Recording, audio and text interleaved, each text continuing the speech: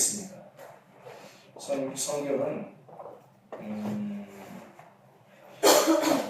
성경은 우리가 룻기서 2장 3절 한번 같이 보겠어요. 룻기서 2장 3절. 룻기서 2장 3절 말씀 한번 같이 보겠습니다. 룻기서 2장 3절이에요. 룻기서 2장 3절 제가 읽겠습니다. 룻이 가서 베은자를 따라 밭에서 이삭을 줍는데 우연히 엘리멜렉의 친족 보아스에게 속한 밭에 이르렀더라. 우연히 룻이 밭에 갔더니 보아스의 밭이더라. 그런 말씀이죠, 그죠? 그리고 이제 10절, 13절 말씀을 제가 읽을게요. 룻이 엎드려 얼굴을 땅에 대고 절하며 그에게 이르되 나는 이방 여인이거늘 당신이 어찌하여 내게 은혜를 베푸시며 나를 돌보시나이까 하니. 13절 룻이 이르되 내 주여 내가 당신께 은혜 입기를 원하나이다. 나는 당신의 하녀 중에 하나와도 같지 못하오나 당신이 이 하녀를 위로하시고 마음을 기쁘게 하는 말씀을 하셨나이다 하니라.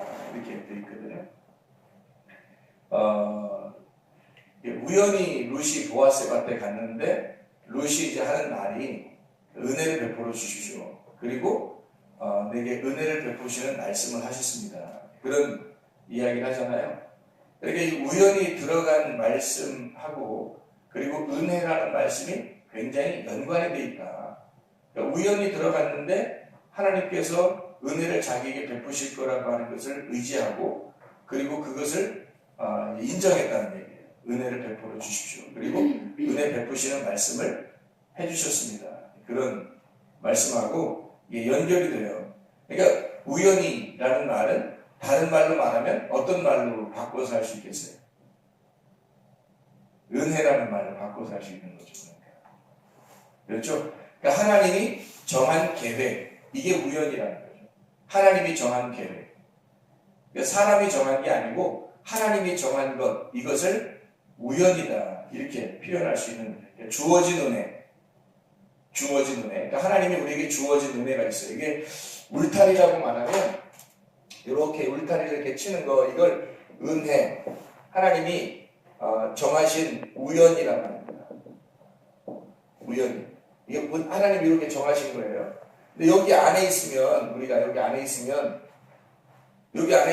우연히 은혜라고 하는 말씀하고 같이 그 안에 있는 거죠. 그럼 만약에 여기 우리가 밖에 있으면요. 그럼 우연이라는 은혜가 안에서가 아니라 은혜 밖에 나가는 거죠. 네. 그러면 이제 요 안에서만 우리가 지내야 된다 한다면 여기서 요 밖에 있는 걸 여기를 이렇게 원한다면 여기 있는 걸 지금 하나님께서 우리에게 우연히 여기에 들어가라 그랬는데 여기에도 자꾸 욕심을 내고 여기를 자꾸 이렇게 욕심을 낸다면 이걸 탐심이라고 이렇게 말하는 거죠. 욕심, 탐심 이렇게. 그러니까 여기에 우리가 여기 은혜를 가지고 우연히 들어간 하나님의 은혜, 이건 사람이 정한 게 아니란 말이에요. 우연히 그렇게 들어갔단 말이에요. 사람이 정한 게 아니라 하나님께서 주어진 하나님이 정한 이 기회, 하나님이 정한 기회. 이걸 뭐 대들보라고도 다른 말로는 할 수 있는데 대들보와 같이 하나님이 기둥을 세워놨단 말이에요. 이렇게 성전에. 그래서 대들보와 같이 이렇게 정해놓은 거란 말이에요. 그걸 우연이라고 그러는 거예요. 그러니까 이 우연이라고 하는 건 은혜인데 거기서 벗어나면 욕심, 탐심이 된다는 얘기예요. 그래서 요 벗어나는 거를 굉장히 조심해야 된다. 우리가 이제 이 말씀을 좀 잘 이해하고 보려면 성경은 몇 가지 이제 좀 찾아봐야 돼요. 골로새 3장 5절 말씀 한번 찾아봐요. 골로새 3장 5절 말씀. 골로새 3장 5절 말씀.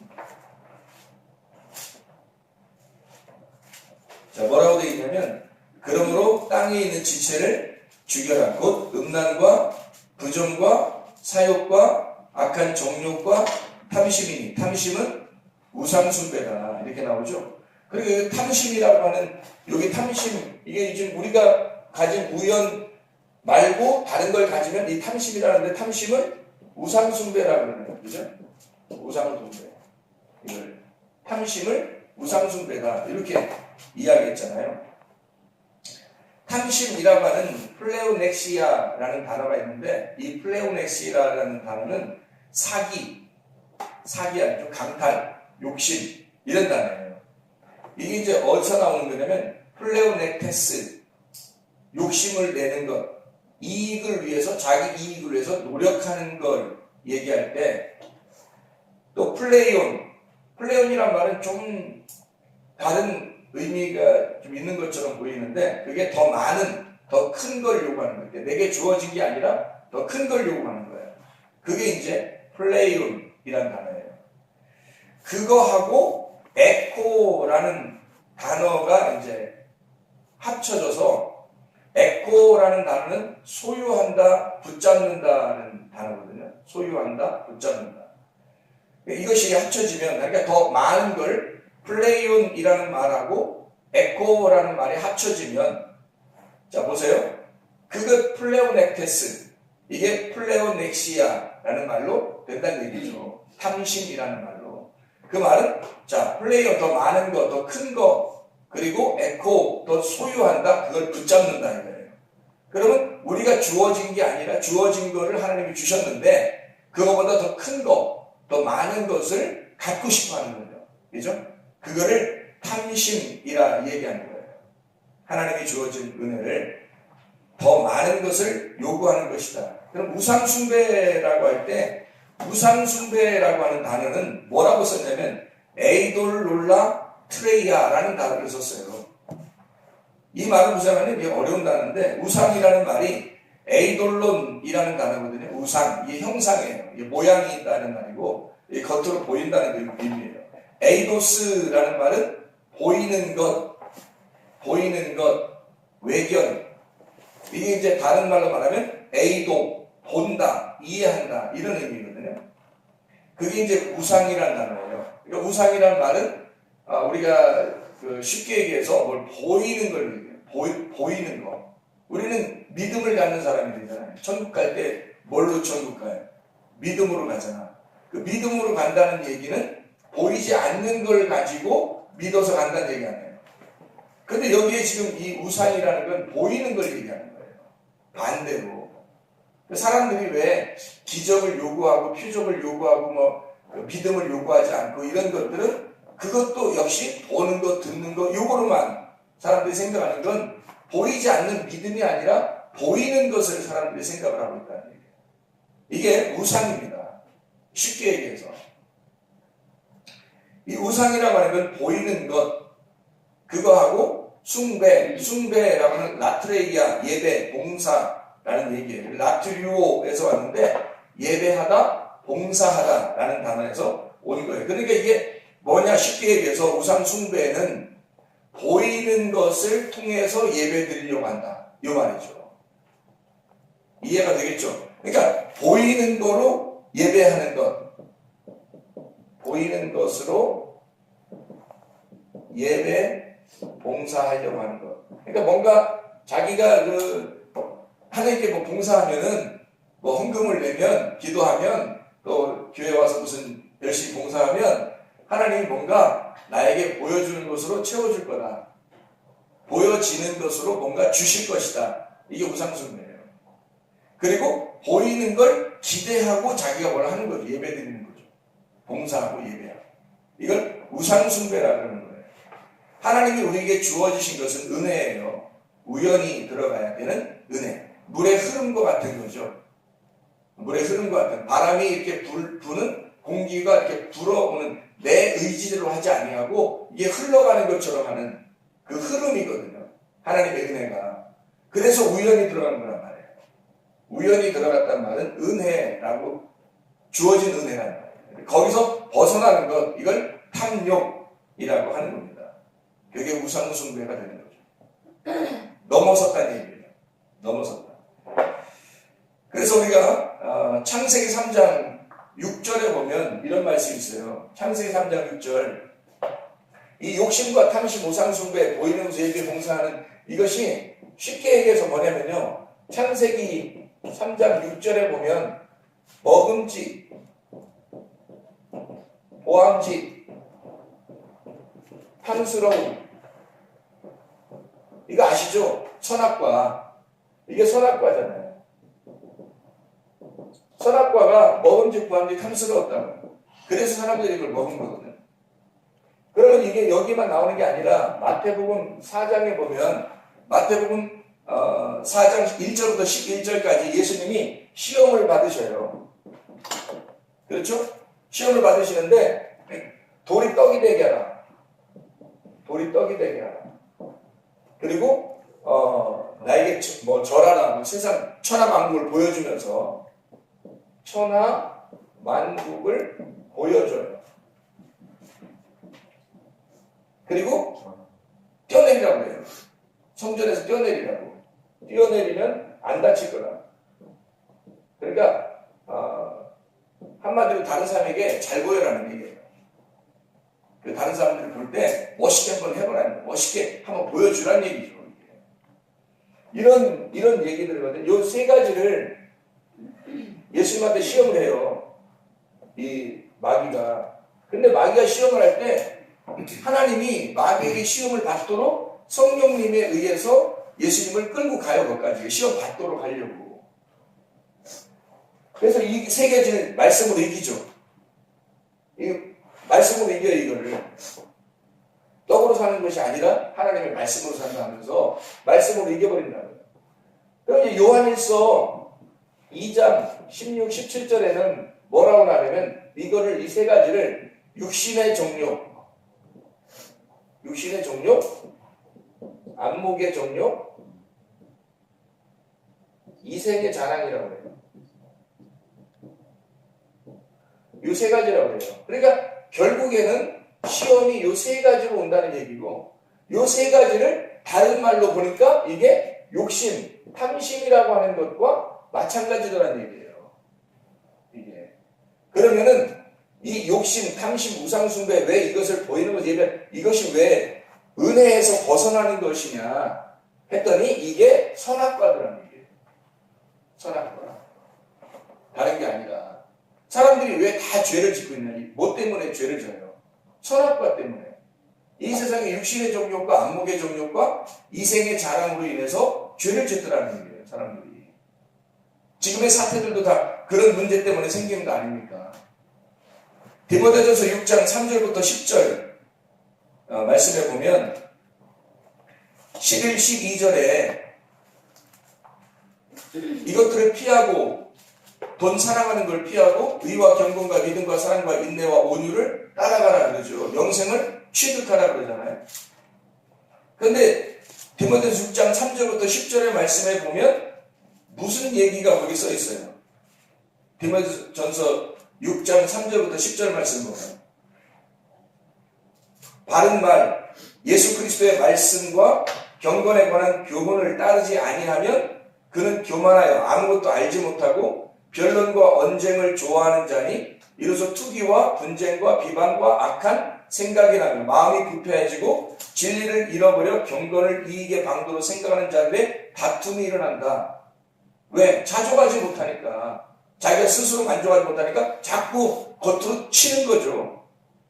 그래서 여기서 스스로 자족하는 마음이 있으면 경건에 큰 이익이 있다. 그 자족한다는 말은 무슨 말이에요? 다른 말로. 은혜, 하나님의 주어진 은혜를 가지고 살게 되면 우연히 룻이 보아스의 밭에 들어가게 되면 그러면 그 안에서 이삭을 주워 먹는 것만으로도 만족하란 말이에요. 기쁨이 있단 말이에요.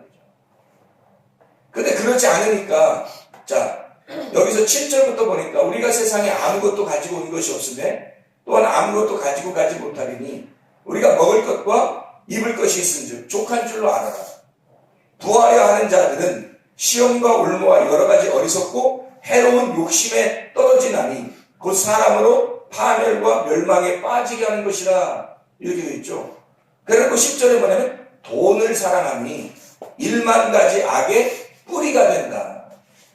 이것을 탐내는 자들은 미혹을 받아 믿음에서 떠나 많은 근심으로써 자기를 찔렀도다.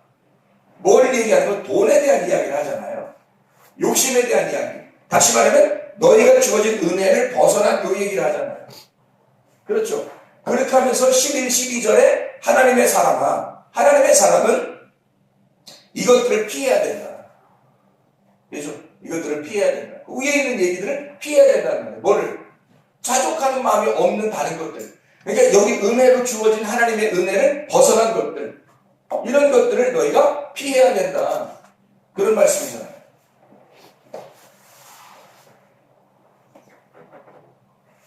돈은 일만 가지 악의 뿌리가 된다. 이것을 탐내는 자, 탐하는 자, 탐내는 자들, 탐하는 자, 이 말은 손을 뻗친다는 거예요.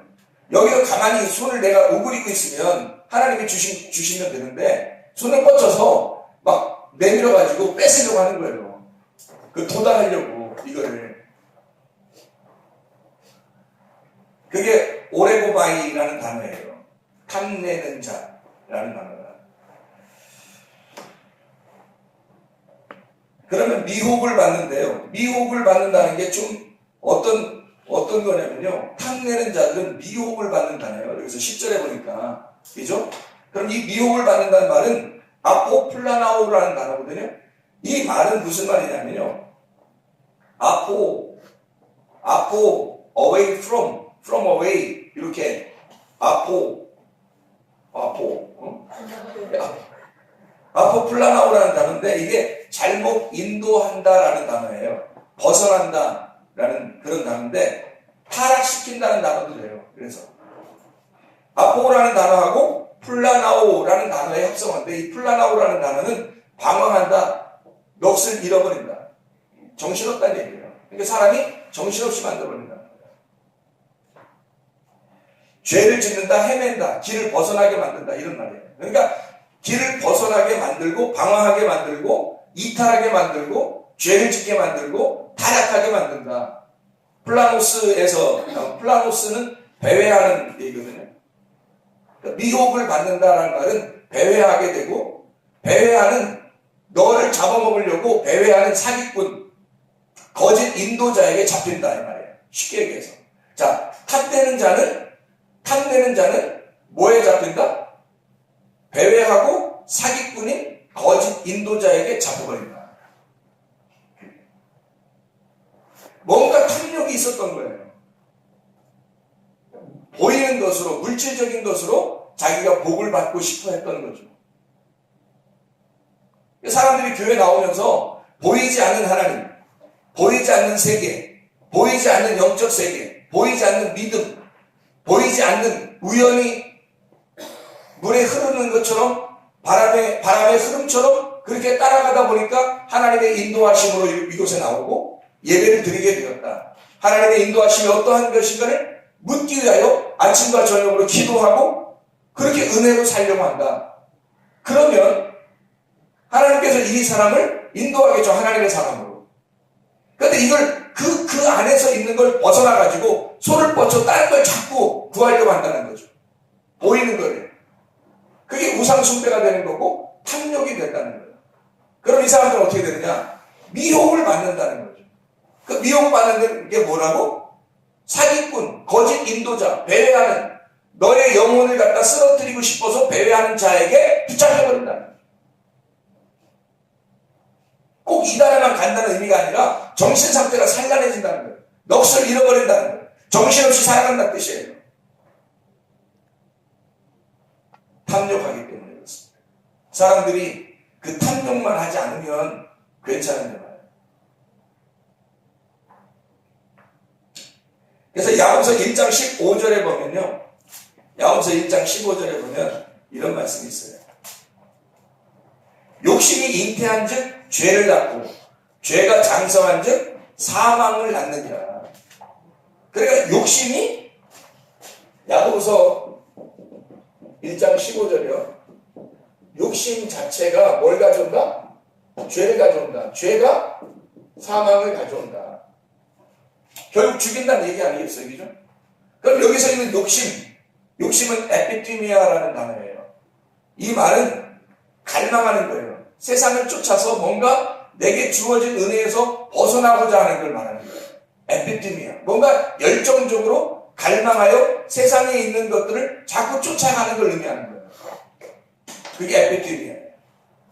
그럼 뭘 받는다면? 죄, 하마르티아. 그렇게 쫓아가다 보니까 여기가 관역이잖아요. 내가 여기에 있어야 되는데, 여기 중심에 있어야 되는데, 자꾸 따라가니까, 이쪽 밖을 자꾸 쳐다보니까, 이게 벗어나는 거잖아요. 이게 벗어난단 말이에요. 이 하마르티아라는 거예요. 중심에서 벗어나는 거라는, 그걸 죄라고 그러는 거예요. 욕심을 갖게 되면, 그게 죄를 가져온다는 거죠. 그렇게 벗어나면 어떻게 되냐, 여기 나가면, 그럼, 벗어나면, 이렇게 벗어나게 되면, 가지느냐? 아니죠. 이 죄라는 게 사망을 가져와요. 나나토스의 사망. 영적 사망입니다. 영적 사망. 나나토스. 영적 사망을 가져온다는 얘기입니다. 분리가 되는 거니까. 이 세상의 죽음은 분리거든요. 분리. 나눠지는 거예요. 그게 사망입니다. 하나가 되지 못하는, 그래서 드노스코, 이 영적 분리함, 영적으로 나누어진 영적 죽음이 이루어진다는 얘기예요. 죄가 들어오게 되면 사망을 가져오게 된다는 거죠. 벗어났으니까. 욕심이 죄를 가져오게 되고 죄가 사망을 가져오게 되는 거야. 사람이 회개를 하면요, 첫 번째 뭐가 해결될까? 욕심이 해결돼요. 사람이 회개를 하면 첫 번째로 뭐가 해결되냐면 욕심이 해결되죠. 이 사람이 회개했냐 안 했냐? 회개라고 하는 것은 여기에서 벗어나는 거잖아요. 여기서. 그러니까 회개라고 하는 건 욕심이 처음으로 해결되는 거예요. 욕심은. 회개는 욕심이 해결되는 거예요. 그러니까 욕심이 있냐 없냐 딱 보면, 이 사람 회개했구나 안 했구나. 나 돈 욕심 없는데요? 그냥 다른 건 욕심 낼 수 있잖아요. 뭐 남자가 여자 욕심을 낸다. 음란한 거죠. 그건 탐욕이잖아요. 여자가 남자 욕심을 내잖아요. 탐욕이잖아요. 뭐 지식을 갖다 욕심내는 건 탐욕이잖아요. 욕심을 내는, 내게 주어진 은혜가 아니라 이걸 벗어나서 내가 취해보려고 하는 것들이란 말이에요. 돈뿐만이 아니라 그걸 탐욕이라고 한다면, 내게 주어진 은혜, 우연히 하나님께서 우리에게 허락하신 이 말씀 안에서의 삶, 하나님의 주어진 은혜를 벗어나려고 하는 그 자체가 욕심이고 탐심이다. 이건 우상 숭배고 보이는 것으로 자기가 살아가려고 하는 것이니까 이것은 영적 사망을 가져오게 된다. 이 자체가 욕심이 죄를 가져오게 되고 죄는 사망을 결국 가져와서 회개하면 반드시 욕심이라는 것이 해결된다. 그래야 회개, 진정한 회개다 하는 얘기입니다.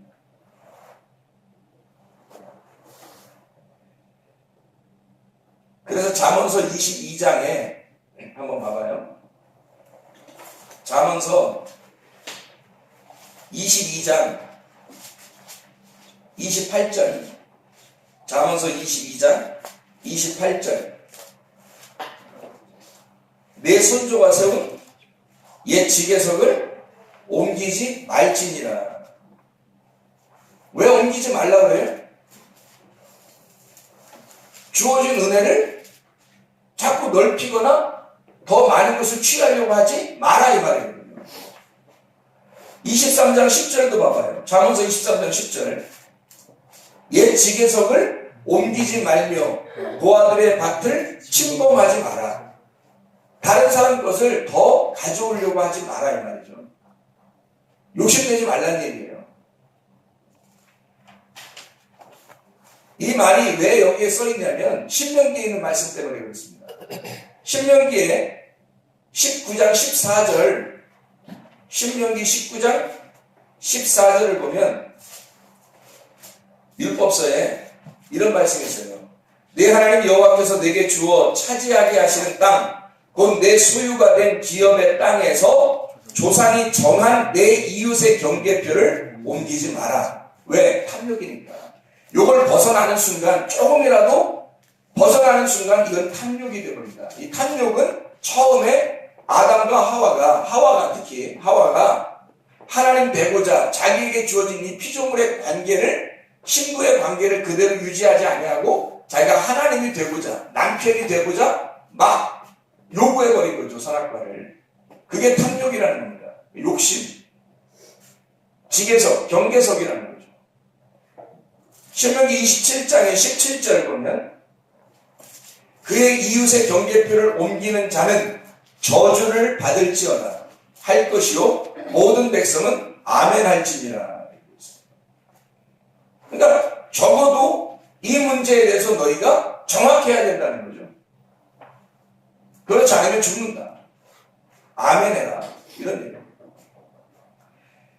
그러니까 회개하면 욕심이라고 하는 탐심이 먼저 없어지는 게 정상이고, 그리고 이 문제가 해결되지 않으면 아직 회개된 것이 아니다.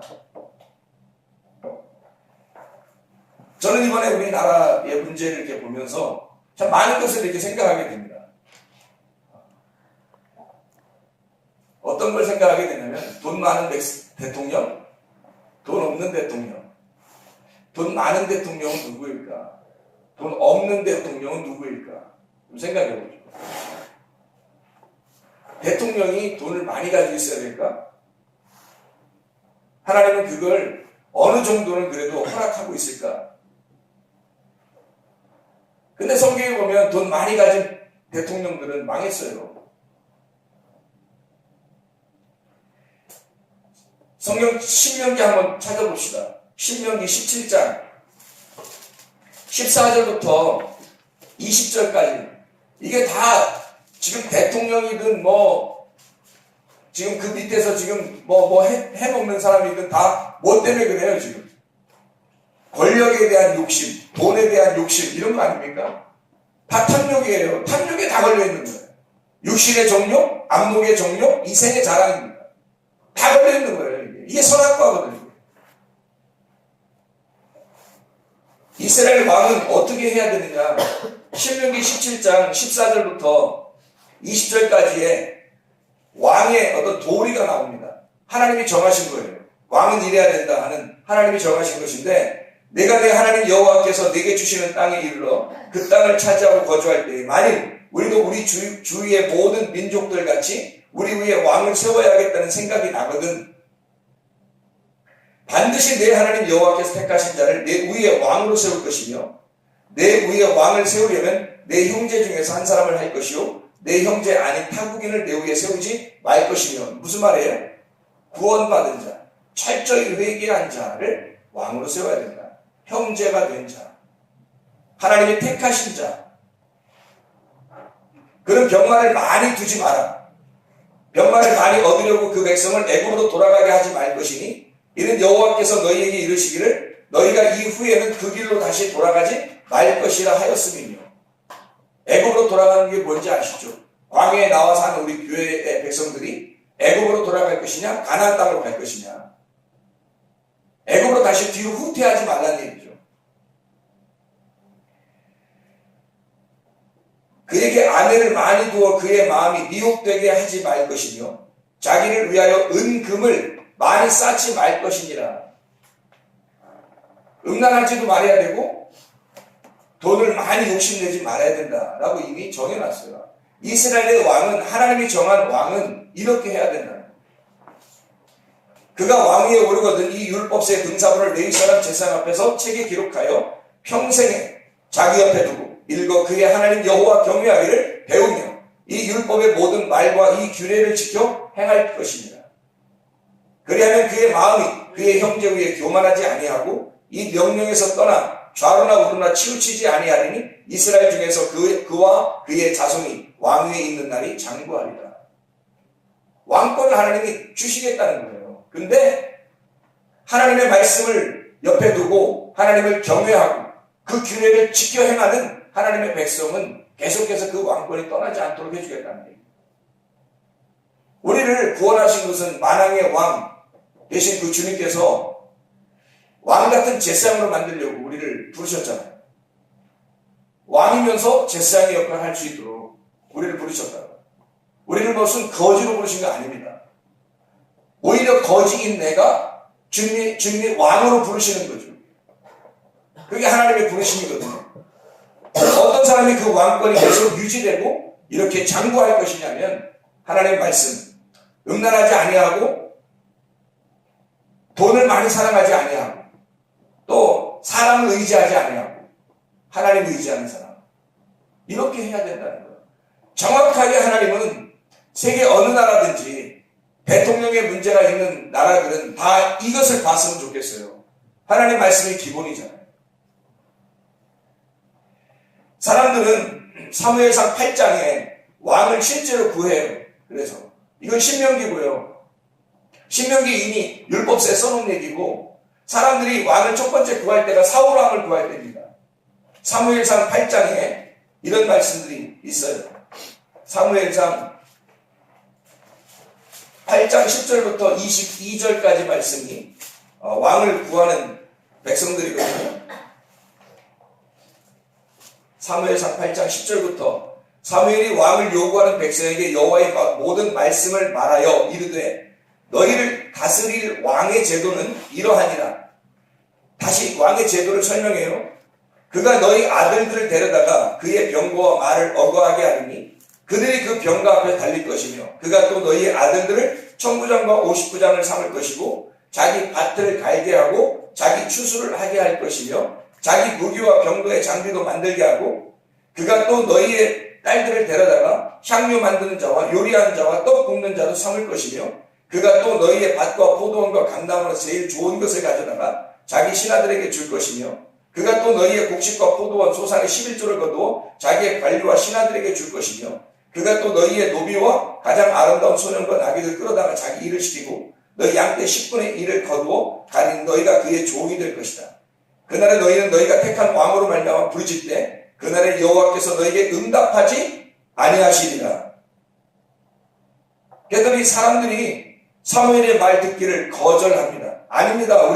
우리 왕이 있어야 되겠습니다. 왜 왕이 있어야 되냐? 그랬더니 우리도 다른 나라들과 같이 되어 우리의 왕이 우리를 다스리며 우리 앞에 나가서 우리의 싸움을 싸워야 할 것입니다.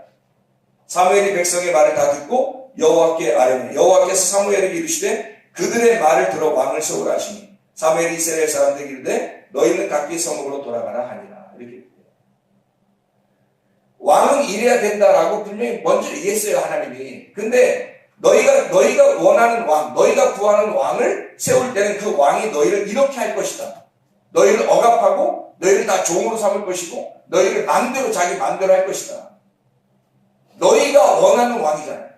너희가 원하는 왕. 너희가 탐욕으로 원했던 왕. 전쟁을 위해서 우리가 왕이 필요합니다 라고 하는, 누구하고 전쟁하려고 하는 거예요? 누구하고 전쟁하려고 하는 거예요? 이제까지 싸움은 다 하나님이 하셨습니다. 잘 생각해 보세요. 하나님만 왕이시고 하나님이 다 싸우셨어요. 근데 자기들을 앞서서 싸울 사람이 필요하다는 거예요. 누구를 위한 싸움이에요? 자기를 위한. 자기를 확장시키고 자기의 욕심을 위해서 자기의 탐욕을 채워줄 왕이 필요하다는 거예요. 누구의 왕을 얘기하는 거예요. 그게 어떤 왕을 말하는 거예요? 자기를 말하는 거예요.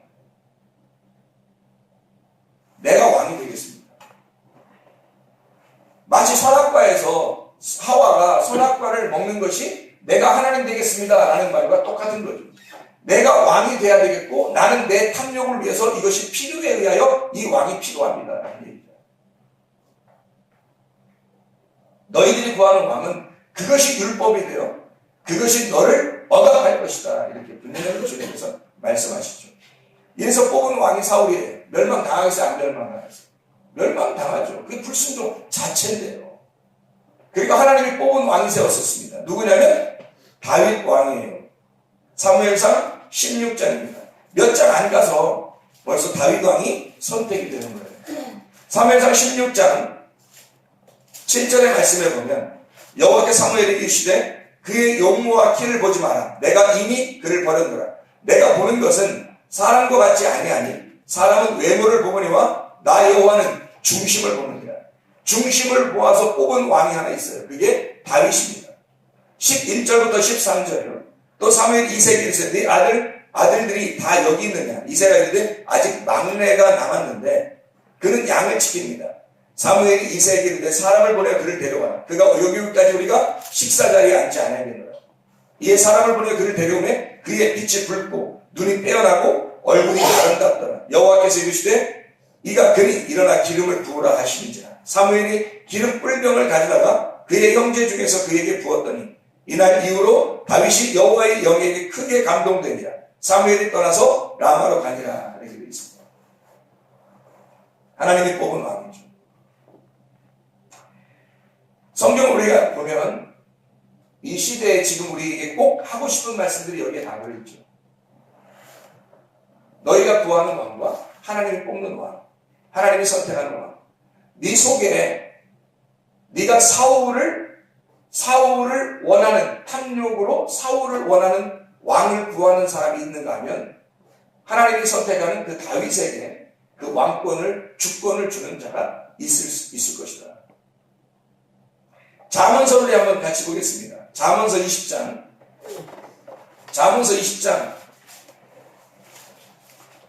왕에 대한 이야기 나오죠. 잠언서 20장 28절입니다.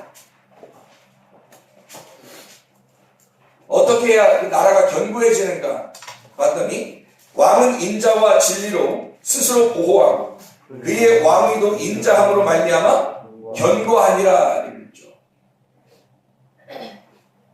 잠언서 29장 4절입니다. 잠언서 29장 4절.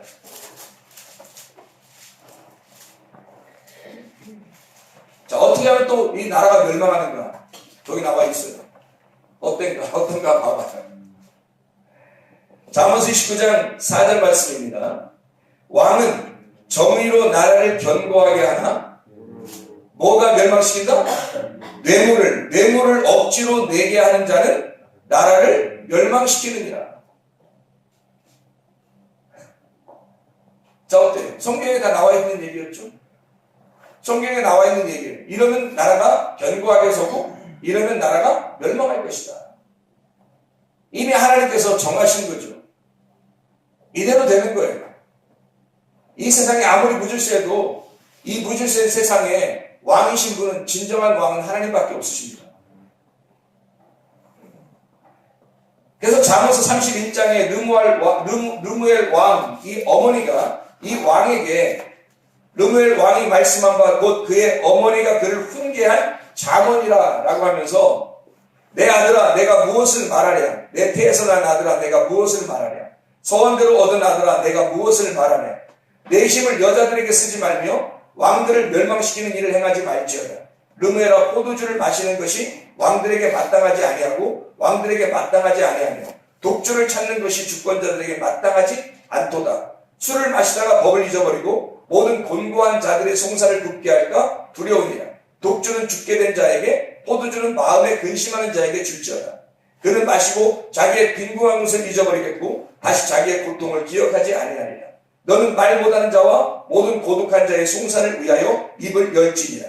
너는 입을 열어 공의로 재판하여 곤고한 자와 궁핍한 자를 신원할지니라. 어리숙하고 연약하고 불쌍하고 슬프고 이런 사람들의 말을 잘 들어주라는 거예요. 왕. 그리고 독주나 포도주 이런 누룩이 섞인 것을 너는 마시지 말아야 된다는 거예요. 말씀을 얘기하는 거예요. 진리의 말씀, 순수한 말씀에 의하여 너는 지도를 받고 살아야 된다라는 얘기죠. 얼마나 정확합니까? 하나님께서 우리에게 말씀하시는 이 말씀들을 보면 얼마나 나라의 지금 현상, 돈이 많은 대통령과 돈이 없어야 할 대통령, 하나님은 어떤 것을 우리에게 요구하실까? 여기서 왕은 대통령 한 사람을 이야기하는 게 아니라 바로 나를 의미하는 거죠. 내가 왕이니까. 나라는 왕이 살려고 내 자신의 영토를 넓히고 나 자신의 탐욕을 위해 살아간다면 선악과를 먹은 사람, 욕심을 내는 사람이 되어서 결국 멸망하는 거죠. 하나님의 나라와 어떻게 싸웁니까? 내 나라가 하나님의 나라와 싸우면 반드시 내 나라는 멸망하게 돼 있어요. 내 말과 하나님의 말씀이 싸우면 반드시 내 말이 지게 돼 있어요. 하나님의 말씀이 이기게 돼 있다고요. 하나님의 말씀이 사람을 심판하게 돼 있다고요. 하나님의 말씀이 결핍된 것이 진정한 기근이고요. 하나님의 말씀에 의하여 내 자신을 막 진동시키고 흔들어 제끼고 막 찢어놓는 것이 지진입니다. 그런 하나님의 말씀에 의하여 나를 갖다가 흔들어버리고 갈라지게 무너지게 하고, 그 말씀이, 그게 내 속에 진동이 오는 거죠. 우리 속에 하나님의 지진으로 인하여 우리를 멸망시키려는 거죠. 이게 우리의 종말입니다. 그게 종말이죠. 하나님의 말씀에 의하여 하나님이 너 사실을 네가 확인해봐라 이거죠. 네가 지금 원래 어떤 것을 선택하고 교회를 다니고 있었느냐, 처음에 어떤 것을, 지금 네가 믿음이 있다고 하지만, 교회를 다닌다고 열심히 한다고 하지만, 너는 처음부터 한번 네가 드러내보자, 한번 다 이렇게 뒤집어보자 이거예요. 다 펼쳐보자 이거죠. 사실로 드러나니까 얼마나 부끄러운 왕들이 지금 많습니다.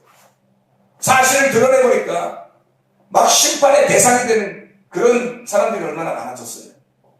여러분은 어떻습니까? 여러분은 사실을 갖다 딱 드러낼 때 여러분 어때요?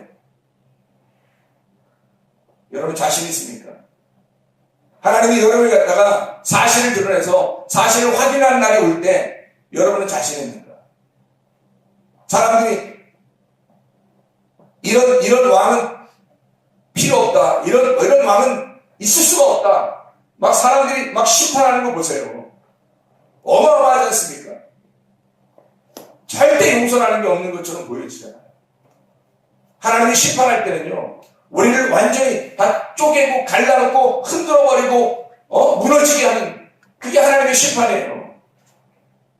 그래서 마지막 날에는 항상 지진이라고 하는 것을 우리에게 통해서 볼 때 지진을 통해서 멸망을 선고하는 겁니다. 알려주는 거예요. 그럼 뭐가 지진 나서 무너지는 거예요? 뭐가 지진 나서 갈라지는 거예요? 내가, 지진이라는 게 뭐예요? 진이잖아요. 지가 나라니까요. 지가 누군 줄 알았어요? 나라니까. 지가, 땅이 나라고요. 나를 갈라놓겠다는 하나님의 표적, 하나님의 보이심이라고 해요. 이게 보이지 않는 나를, 보이지 않는 땅, 보이지 않게 이 땅인 나를 갈라놓고 흔들어버리고 무너뜨려버리겠다. 그래서 종말에는 항상 성경의 말세 종말에는 반드시 지진이 나옵니다. 왜? 너를 깨뜨려버려야 되니까. 너를 갈라내버려야 되니까. 네가 가지고 있었던 이제까지의 믿음, 이게 선악의 개념으로 가지고 있었던 네 생각, 네 믿음, 생명으로 가지고 있는 것이 아니라, 하나님의 사랑, 하나님의 은혜, 하나님의 생명으로 가지고 있는 게 아니라, 네가 가지고 있는 믿음은 다 선악의 개념이었다는 거죠. 그걸 갈라내겠다는 거예요.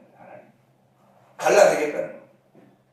네가 가지고 있었던 하나님이 주어진 이 은혜 안에 사는 게 아니라 이걸 벗어나서 살려고 하는 너를 하나님이 갈라놓겠다는 얘기입니다. 그걸 구분하겠다, 심판하겠다는 얘기죠. 그래서 하나님은 룻이라고 하는 사람을 통해서 우리에게 은혜를 깨달아 가는 거죠. 하나님이 주어진 은혜가 있다. 네 쪽에서 볼 때는 상당히 우연이야. 우연히 와보니까 보아스의 밭이었네? 이렇게 했죠. 근데 하나님의 측면에서 볼 때는, 하나님의 쪽에서 볼 때는 하나님의 계획하심이었어요. 거기에 꼭 갔어야 되는 거예요. 이 여자가. 이 여자의 입장에서는, 내가 우연히 가보니까 나 보아스 밭에서 일하고 있었어요. 딴 사람이 물어볼 때, 야, 나 우연히 어디 가보니까, 거기 보아스 밭이었어. 그래서 그분을 만났어. 이렇게 얘기할 수 있잖아. 근데 하나님의 입장에서 볼 때는, 위에서 볼 때는, 이 룻이라는 여자를 그곳에 집어넣은 것은 하나님의 은혜였다. 하나님의 계획하심, 하나님의 기둥과 같은 하나님의 계획이었다. 하나님의 계획이 요한복음 4장에 보면 사마리아 여자에게서 나오죠. 사마리아 여자가 우물가에 늘 갔었어요. 예수님이 거기에 기다리고 있네요. 와가지고 목마르다 물 좀 줘라. 근데 이 사마리아 여자가 가보니까 남자 하나가 있는 거예요. 나중에 알고 보니까 메시아였던 거예요. 이 여자가 보니까 내가 우연히 오늘도 우물가에 가보니까 예수가 있었어. 메시아. 나 메시아를 만났거든. 우연이지만 사실 예수님의 입장에 생각해보라고.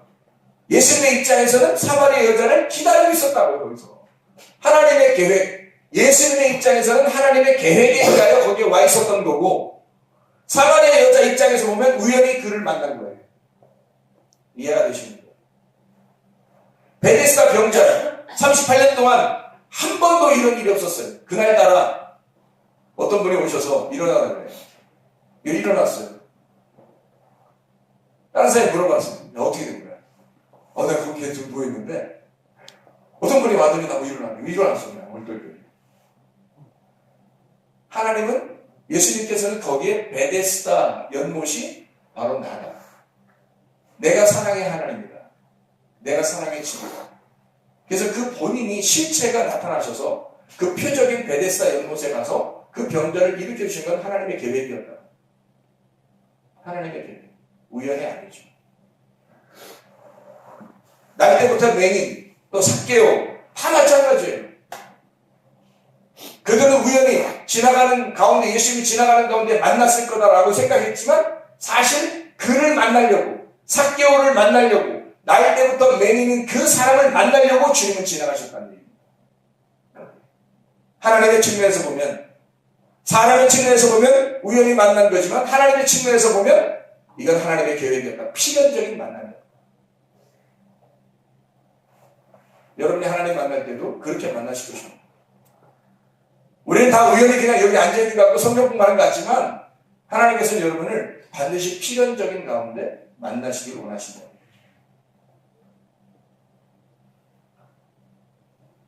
그래서 하나님은 이런 우연히 보아스의 밭에 갔던 이 룻을 통해서 결국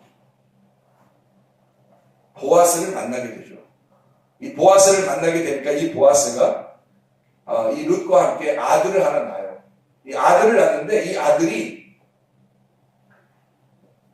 누구의 아들로 된다고요? 룻기서 한번 또 가볼까요? 룻기서. 요만 읽고 마치도록 하겠습니다. 룻기서 4장 15절 16절 16절 뭐라고 되어 있어요?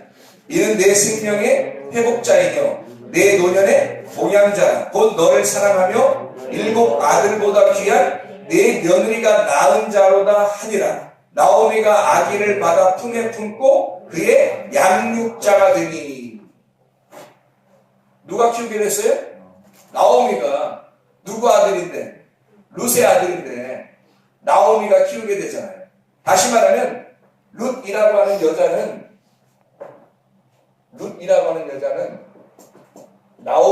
나오미였고 나오미는 룻의 아들을 키우게 되는 아들로 나오게 되었더라 이 말입니다.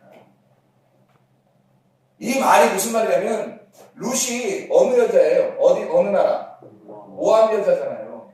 하나님의 총에 도저히 섞일 수 없는 사람들이라고요. 죄인이라고 우리같이. 이런 죄인이라고. 그래서 나오미는 원래 괜찮은 사람이에요. 베들레헴 출신이고 원래 괜찮은, 나오미는 기쁨이라는, 행복이라는 단어예요. 이 사람 단어 이름이. 그래서 이 사람이 룻이라는 사람에게 가서 여기 모압에 가야 룻을 만나게 되고 이 룻이 나오미와 함께 아들을 낳게 되는 거거든요. 그게 하나님의 계획이었던 거죠. 어디에서? 베들레헴이라는 떡집에서 생명의 떡이 나오도록, 그 아들이 나오도록 하나님의 계획하심이 있었다는 얘기입니다. 다시 말하면 나오미는 그냥 나오미가 아니라 이 나오미가 모압에 갔다가 돌아올 때 뭘로 돌아오게 돼요? 룻기서 1장 20절 말씀에 보면 이런 말씀이 있죠. 룻기서 1장 20절 말씀. 나오미가 그들에게 이르되 나를 나오미라 부르지 말고 나를 마라라 부르라. 이는 전능자가 나를 심히 괴롭게 하였습니다. 나오미가 처음에 나오미였는데 뭘로 돌아오게 돼요? 마라로 돌아오게 돼요. 마라라는 말은 뭐예요? 쓰다. 마라의 쓴물 알잖아요. 쓰다라는 말이거든요. 단물이 쓴물이 되어서 돌아오는 거예요. 다시 말하면 단물이 죽었다는 얘기예요. 나오미라는 여자가 죽었다가 돌아오기 때문에 더 이상 다른 탐욕이나 바랄 게 없는 거예요. 죽었으니까. 이런 사람에게만 그 우연이 은혜가 되는 거란 말입니다. 이런 사람에게만. 나오미나 룻이라는 사람은 자기에게 주어진 이 우연이라는 말이 이 사람들에게는 은혜였다는 거죠. 하나님의 은혜, 하나님의 기회라는 거죠. 하나님의 주권, 하나님의 주권, 하나님의 계획하심.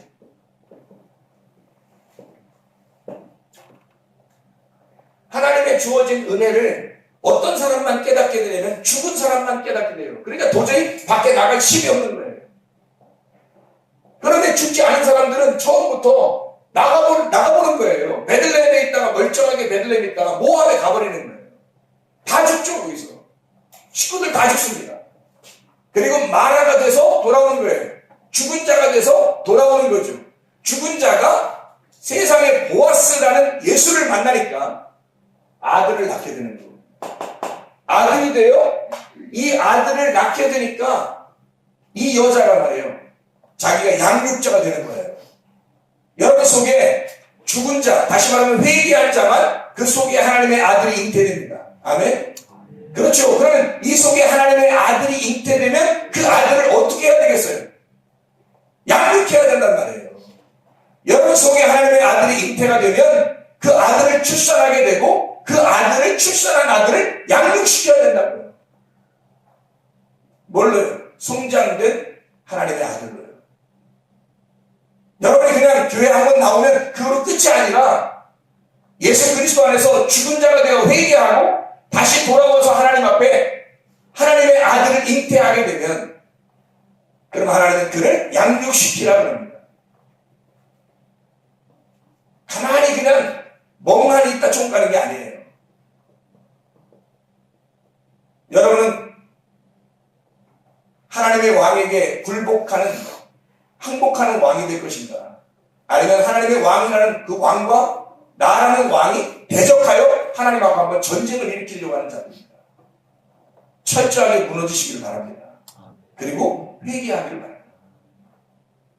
우리 자신을 다 내려놓고 그런 자만 우연이 아니라 그 우연은 하나님의 계획이었고 하나님의 은혜였음을 깨닫게 될 것입니다. 그런 가운데 사는 우리 나라, 우리 가정, 우리 교회, 여러분 자신들이 다 되길 바랍니다. 기도하겠습니다.